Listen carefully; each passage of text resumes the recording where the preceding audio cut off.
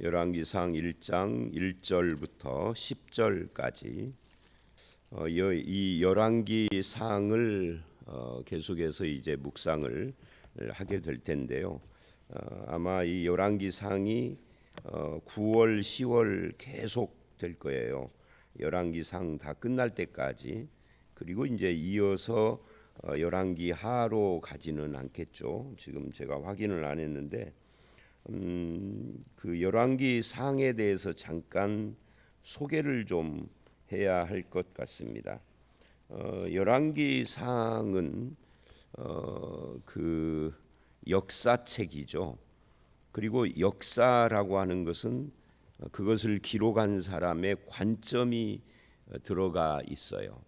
그래서 이 관점, 열왕기상을 볼 때 열왕기상뿐만이 아니라 역사의 기록인 사무엘상하, 열왕기상하, 역대상하 이런 거 다 역사잖아요. 모세오경 다음부터의 책들을 우리는 역사서라고 합니다.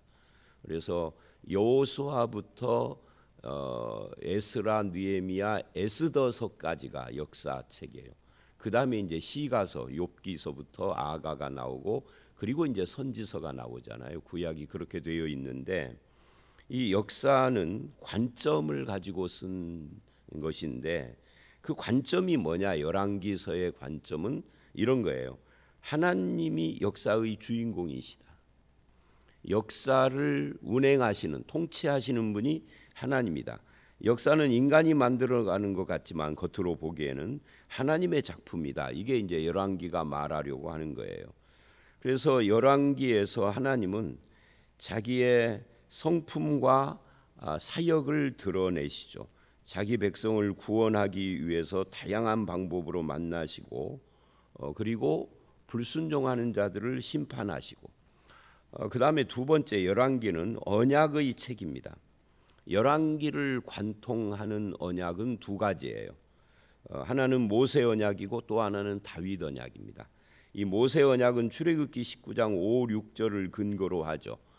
모세 언약을 한마디로 말하면 나라를 세운 언약이에요. 너는 내 소유다, 서귤라. 그러면서 제사장 나라, 거룩한 백성이 되라라고 말을 합니다. 그러면서 이 나라 언약은, 모세 언약은 순종을 요구합니다. 순종하지 않으면 왕이라도 징계하겠다 그럽니다. 그러면 무엇에 대한 순종이냐 할 때 율법에 대한 순종입니다. 하나님의 백성으로 되어진 사람은 율법을 순종. 그러니까 이 순서가 중요해요. 하나님의 백성이 된 사람은 율법을 순종하는데 율법을 순종해서 하나님의 백성이 되는 게 아니죠. 순서가 하나님의 백성이니까 율법을 순종하는 것이죠. 두 번째는 다윗 언약인데 이건 사무엘하 7장을 근거로 합니다. 이것은 한마디로 말하면 왕조를 세운 언약이에요. 모세 언약은 나라를 세우고 다윗 언약은 왕조를 세웠어요. 여기는 이 언약은 약속을 강조합니다. 하나님의 무조건적인 은혜를 강조하죠. 그래서 불순종으로 멸망할 수밖에 없을 때 다윗 언약은 하나님의 은혜와 긍휼의 통로가 됩니다. 그래서 불순종으로 멸망했지만 완전한 멸망이 아니라 다윗과 한 언약을 기억하셔서 새 언약을 주시는데 그게 예수 그리스도가 오신다는 다윗의 자손으로. 그래서 모세 언약은 하나님의 뜻을 이 계시를 하고 순종을 요구했다면 다윗 언약은 구원을 이야기를 하는 겁니다. 왕조를 세우고 그러니까 북왕국이 멸망해도 남왕국이 남아 있었던 이유는 저들이 뭘 잘해서가 아니라 다윗 언약 때문에 그랬다라고 하는 거죠. 은혜를 베푸는 거예요. 그 다음에 세 번째 이 열왕기는 왕과 선지자의 이야기입니다. 이게 이제 역대기하고 다른 부분이에요. 역대기는 사무엘 상하와 열왕기 상하 이 네 권을 합해 놓은 것 같은 기록이 역대 상하입니다. 역대기는 제사장적 관점이에요. 그래서 성전에 관한 기사가 중심이고 다윗 계보가 계속되어지는 다윗 언약과 관계되고 유다 중심의 기록, 이게 역대기죠. 그런데 열왕기는 제사장적 관점이 아니라 선지자적 관점이에요. 그래서 불순종하는 자들을 심판하시는, 그리고 전쟁에 관한 기사가 많이 나와요. 성전에 관한 기사는 짧게 나오고 왕권과 그 운명에 대해서 이스라엘과 유다 둘 다를 기록합니다. 도덕성을 요구해요. 그런데 역대기는 유다 중심의 북왕국에 대해서의 기록은 좀 짧아요. 유다를 중심으로 구속을 이야기를 하는 이런 차이점을 가지고 있어요. 그래서 왕과 선지자의 이야기인데, 이스라엘 왕은 하나님께 권위를 위임받은 자들이죠. 그래서 이스라엘의 참된 왕은 하나님이시다. 그래서 이스라엘 왕은 자기 뜻대로 나라를 다스리는 것이 아니라 하나님의 뜻대로, 그 하나님의 뜻이 어디 있느냐? 율법에 나타났죠. 그래서 율법에 나타난 하나님의 뜻대로 통치를 해야 하고 왕도 순종을 해야 하는데 순종 여부로 왕을 평가하시죠. 그러면 선지자는 누구냐? 선지자는 두 가지 역할을 하는 거죠. 왕을 격려하기도 하고 왕을 책망하기도 하는 그런 역할을 하는데, 이 역할을 제대로 못하는 선지자들을 어용 선지자라고 하는데, 이게 열왕기 하에 가보면 유다의 멸망 직전에 이 어용 선지자들이 수백 명이 왕을 둘러싸고 눈을 흐리게 하는 일들이 발생을 하는 겁니다.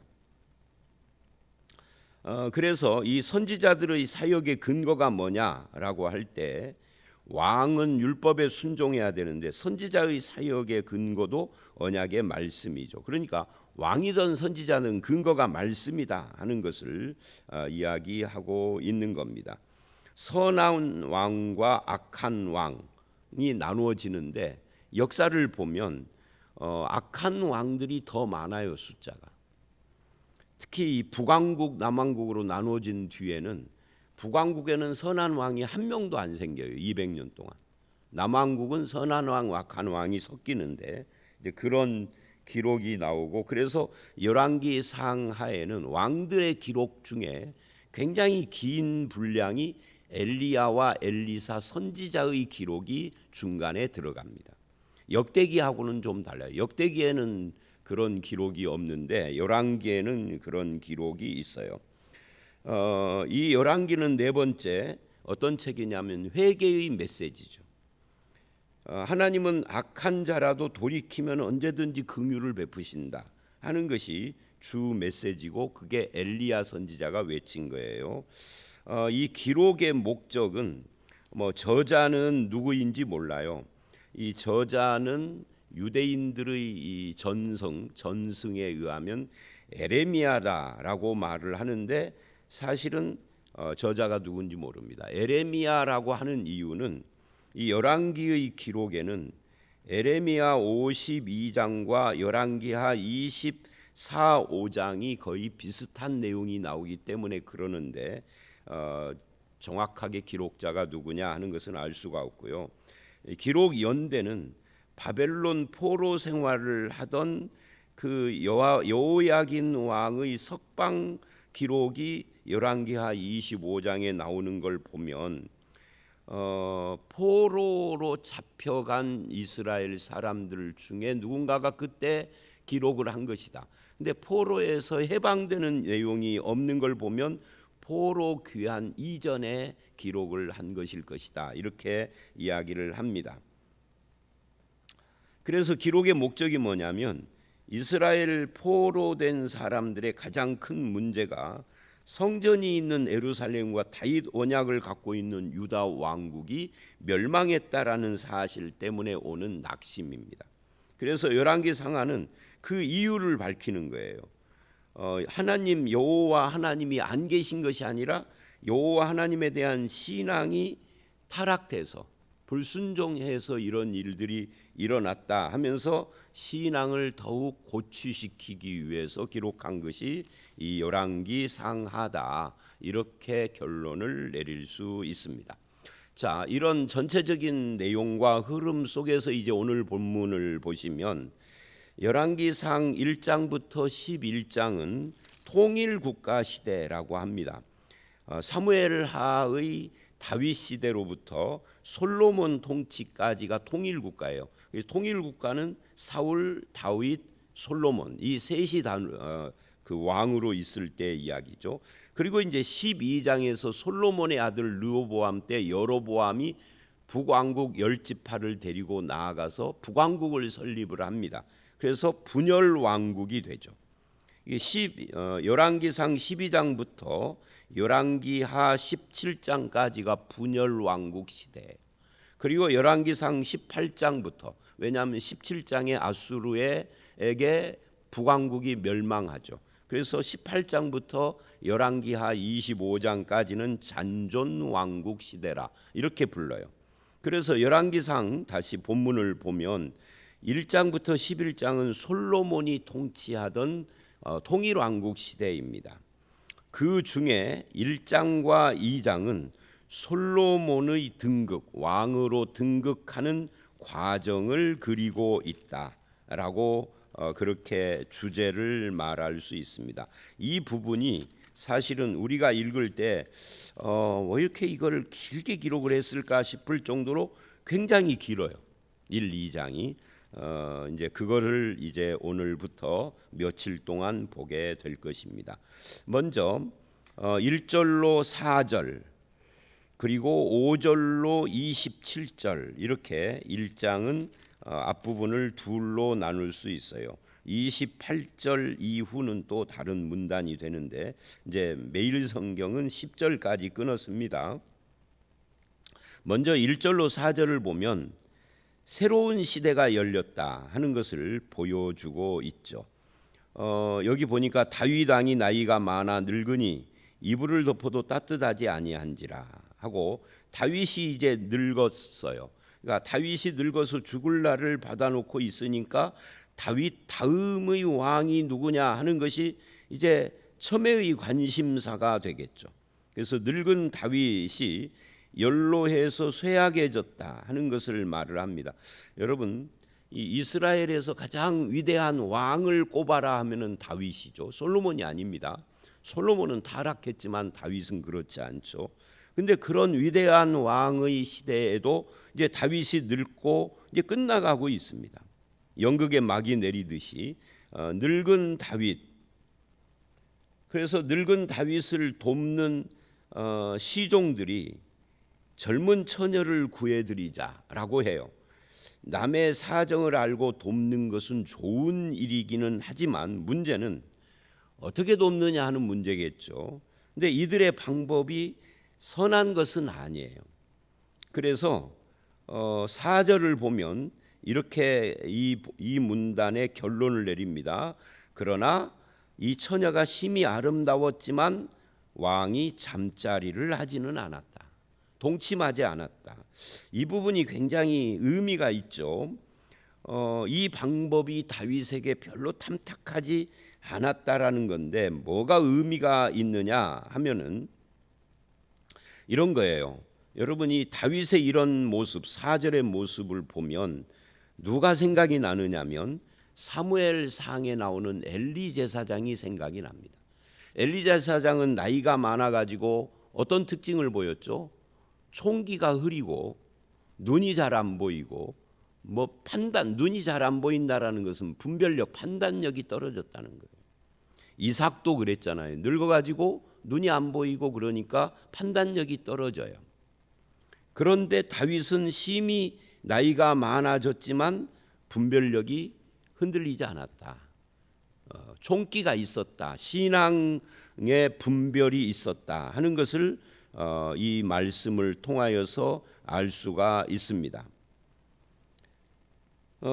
그리고 또 하나 우리가 알 수 있는 것은 인생은 한계가 있다. 다윗같이 위대한 왕도 결국은 나이를 먹으면 죽어야 한다라고 하는 한계. 인생의 가장 큰 한계는 죽음이에요. 근데 죽을 때 그냥 죽나요? 늙어서 죽고 병들어서 죽죠. 그래서 우리는 항상 겸손해야 하는 거죠. 아무리 위대한 왕이라 할지라도 겸손해야 된다 하는 것을 보여주고 있는 거다라는 거예요. 이제 새로운 시대를 넘겨야 하는 것이죠. 문제는 시대는 새로운 시대로 저물어져 가고 있는데 사람들은 안 바뀌는 거예요. 이 새 시대에 맞는 사람이 누구냐 하는 것에 대해서 이 본문은 지금 말하고 있는 겁니다. 자, 이 여자가 누구냐면 수넴 여자 아비삭이에요. 이 아비삭의 이름은 기억을 하셔야 합니다. 그리고 이제 5절서부터 10절입니다.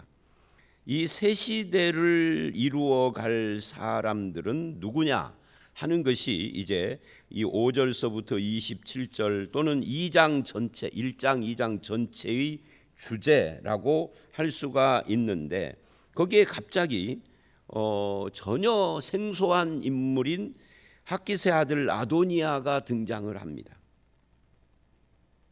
아도니아가 어떻게 했느냐 하면 거기 보니까 5절 스스로 높여라고 합니다. 그러니까 자기를 스스로 높이는 사람, 이게 특징이죠. 자기를 스스로 높이면서 뭐를 하느냐면 5절부터 10절 잔머리를 굴립니다. 이제 아버지가 곧 죽게 생겼으니 여기서 내가 재빨리 움직이지 않으면 자기 왕권이 내 것이 아니야. 그러니까 자기 왕권을 거머쥐기 위하여서 잔머리를 굴리는 겁니다. 이 아도니아는 왜 이런 일을 했을까? 그 첫 번째는 아도니아는 자기 스스로 자기가 자격이 있다라고 생각을 했어요. 왜?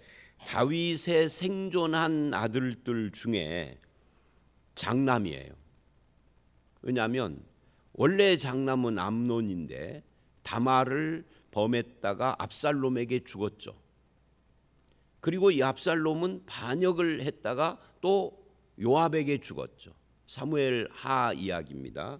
그리고 세 번째가 아도니아니까 형 둘이 죽었으니까 이제 왕의 자리는 내 자리인데 아버지가 아무 말도 안 해요. 그러니까 이건 내 자리인데. 그래서 아버지가 죽기 전에 자기 스스로 왕이 되겠다라고 해요. 그런데 이 부분이 이제 잘못된 거죠. 왜냐하면 이스라엘의 왕은 인간들이 세우는 것처럼 보이지만 실은 하나님이 세우시는 거예요. 지금까지는 그랬어요. 다윗, 솔로몬 이렇게 이어지는. 그런데 아도니아는 스스로를 높였다. 이렇게 지금 이야기를 하고 있는 겁니다.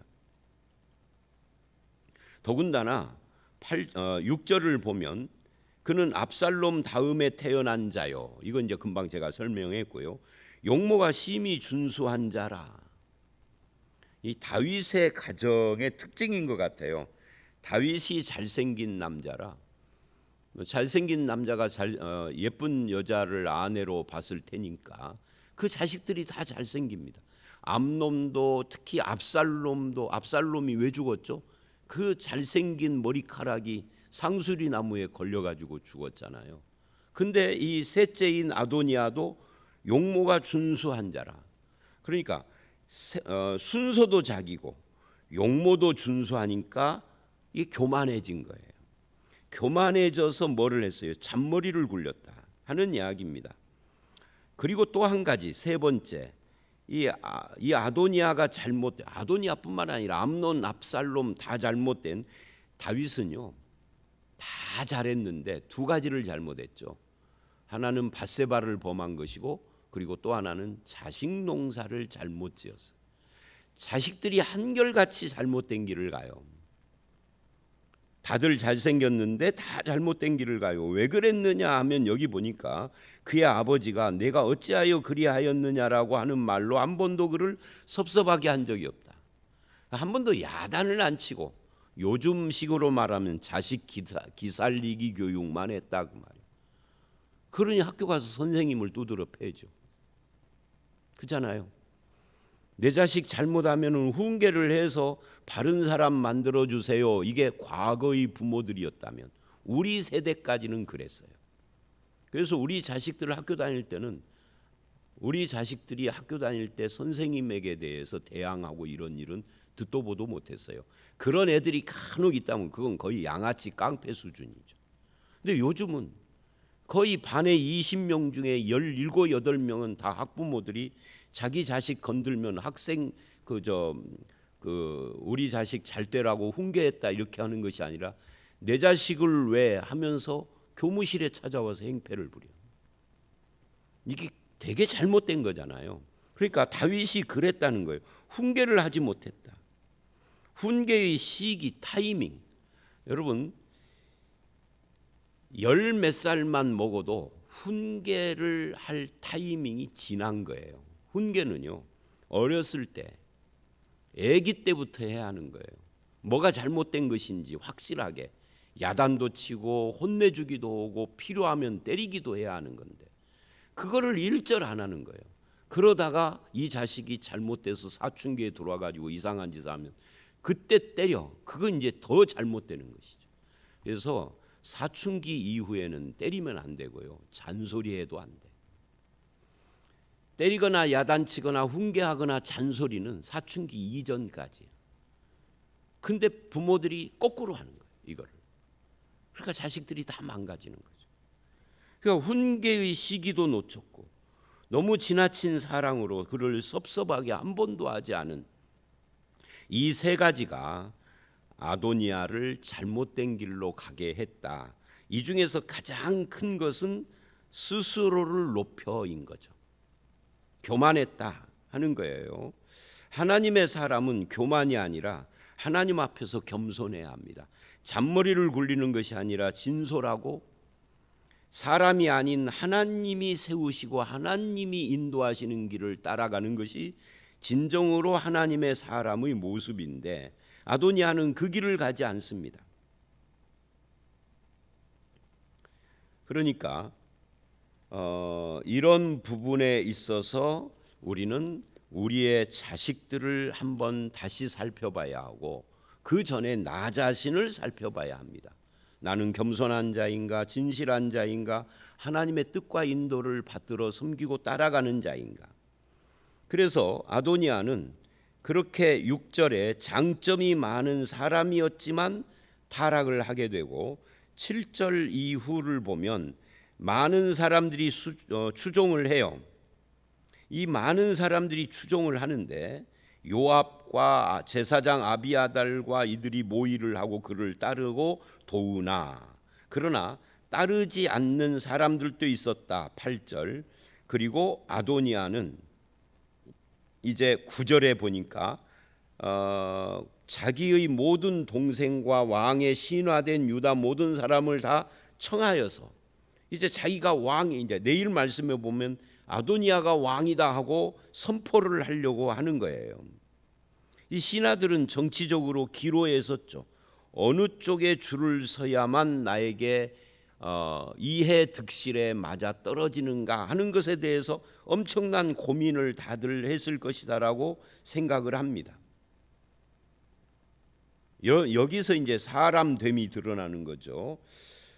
그런데 그런 많은 사람들이 추종을 했지만 사실은 그는 하나님의 뜻을 전혀 묻지 않았고 그것이 문제가 돼서 스스로 높여서 아도니아는 지금이 기회다 했지만 그게 아도니아의 멸망의 시작이었다 하는 것을 우리는 알 수가 있습니다.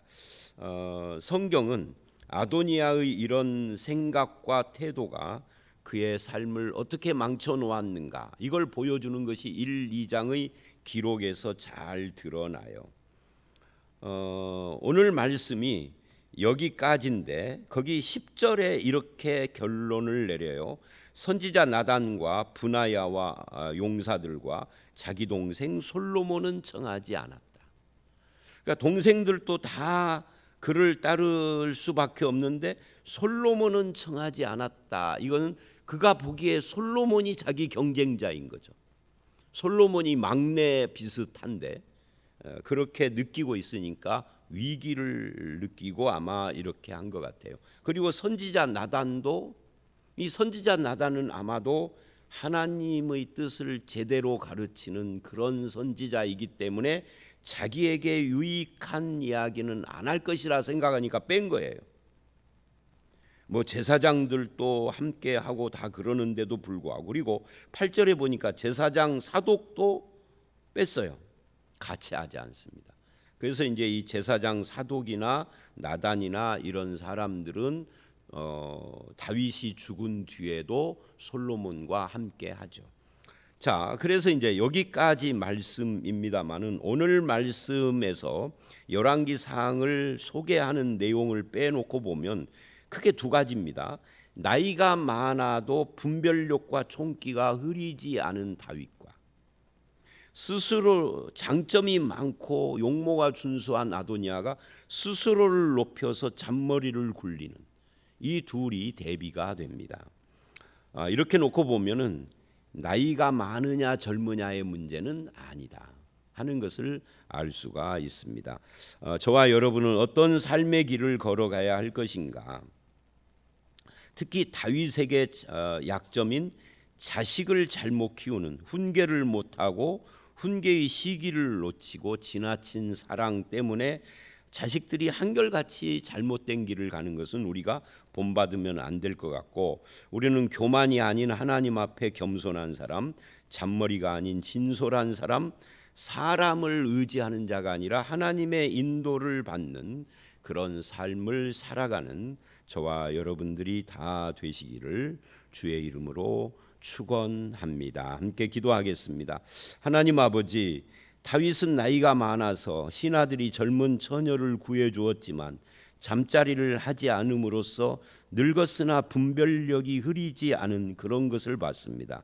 우리가 나이를 먹어가면서 인생의 한계를 인정하고 어느 날인가는 하나님이 부르시는 날 우리도 세상을 떠나게 될 텐데 그때까지 신앙의 분별력 흔들리지 않게 하시고 바른 길을 걸어가도록 인도하여 주시옵소서. 그러나 이런 위대한 다윗이라 할지라도 자녀들을 잘 양육하지는 못했던 것을 보면서 우리의 자녀들을 봅니다.